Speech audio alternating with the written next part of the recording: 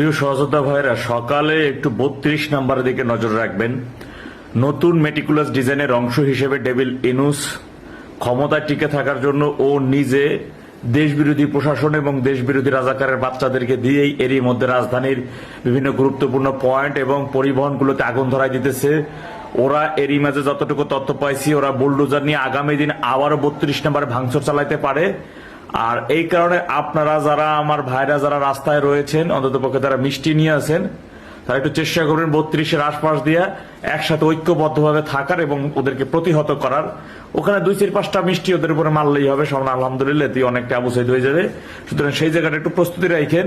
মনে রাখবেন, এই যুদ্ধে আমাদের একসাথে ঐক্যবদ্ধভাবে যদি আমরা সংগ্রামটা চালা যেতে পারি, আমাদের বিজয় সুনিশ্চিত। ওরা যত বড়ই অপকর্ম করুক না কেন, ওদের পরাজয় নিশ্চিত, এটাই সত্য।